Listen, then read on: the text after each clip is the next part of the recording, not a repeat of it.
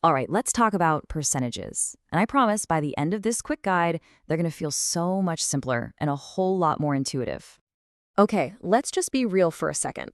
Do percentages sometimes just feel confusing? Like it's this thing in math that everyone else seems to get, but it never quite clicked for you? Well, guess what? You are so not alone. That's a super common feeling. But what if I told you there's this one simple rule that basically changes the whole game? It's like a secret key that unlocks everything. Once you get it, all those confusing parts just kind of snap into place. You ready? Let's do this. All right, we call it the amazing 10% rule.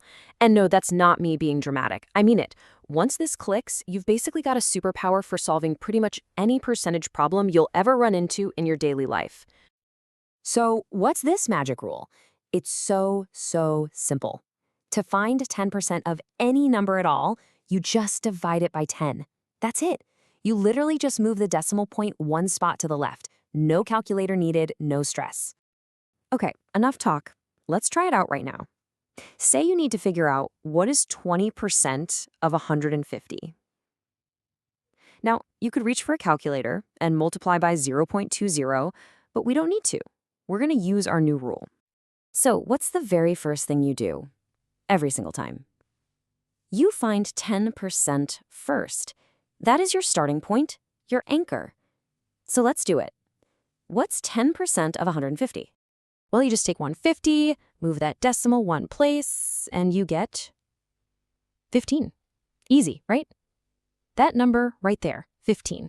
That's our building block. It's the key to solving the whole thing. Okay, so now we know that 10% is 15, but we need 20%, right? So how do we get there? Think about it. 20% is just double 10%. It's that simple. So all we have to do is double that 15. And what's double 15? It's 30. And boom, that's it. That's the answer. 20% of 150 is 30. See? All we did was move a decimal and double a number in our head. No crazy math. Now you might be thinking, okay, that works for 20%, but what about other numbers? Great question. This works for smaller percentages too. Let's try 5% of 120. The rule is exactly the same. So what's step one? You got it. Find 10%. 10% of 120 is 12. Okay, great. Now, how is 5% related to 10%? Well, it's just half, right? So if 10% is 12, then 5% has to be half of that. And half of 12 is, of course, 6. And this is what's so cool about it. Once you have that 10% piece, you can build anything. You need 25%? No problem. That's just two tens and a 5. You can literally construct any percentage you want from this one simple starting point. All right, so finding a piece of a number is down. Now let's take this to the next level. How do we actually use this in the real world? Like, what happens when something gets a percentage increase? Think of an increase as just original plus the extra piece. Let's say we want to increase 80 by 5%. So first, we start with our number, 80. Then we find that 5% piece. How? With our 10% rule. 10% of 80 is 8, so 5% is half of that, which is 4. Okay, last step. Just add that piece back to the original. 80 plus 4 equals 84. Done. See how that works? Pretty straightforward. And if an increase is just original plus the piece, then you can probably guess what a decrease is. It's just the opposite. Original minus the piece. Let's talk about everybody's favorite thing, a discount. Okay, picture this. You've been wanting a new video game, it's 50 euros, and suddenly, bam, it's 10% off. How much is it now? Well, step 1, start with the price, 50. Step 2, find the piece that you're saving. We need 10% of 50. That's super easy, right? It's just 5. Now, step 3, since it's a discount, we subtract. 50 minus 5 is 45. Your new price is 45 euros. See? Same logic, just subtraction instead of addition. All right, we're almost there. Just one last piece of the puzzle. What if you don't have the percentage? What if you need to find it? This has a fancy name, rate of change, which sounds way more complicated than it is. I promise. It's just another simple problem to solve. So let's say a price for something goes from 50 euros up to 55 euros, and your friend asks, hey, what was the percentage increase on that?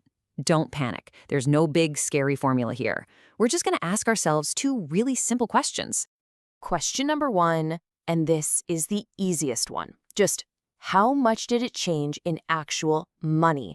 Forget about percentages for a moment. What's the raw difference? Well, it went from 50 to 55. So yeah, it changed by €5. That's it. Part one is done. Okay, now for the important part. We take that change, that €5, and we compare it to where the price started. That's the key. Always compare to the original. So we're going to divide that change of 5 by the original price of 50. So, what's 5 divided by 50? That gives you the decimal 0.10. And we all know what 0.10 is as a percentage, right? It's 10%. That's your answer. The price went up by 10%. So that scary rate of change thing, it's literally just the change divided by the original. That's the whole secret. So let's lock this in. Here's your new superpower toolkit. Rule 1, find 10% of anything, just divide by 10. Rule 2, an increase is just the original plus the piece. Rule 3, a decrease is the original minus the piece. And Rule 4, rate of change is simply the change divided by the original. That's the whole playbook. And you know what? That's pretty much it. The biggest thing I want you to remember is that percentages aren't some kind of crazy random math. They follow a simple pattern. And once you see that pattern, it all just becomes a puzzle you know how to solve. You've got this. For real.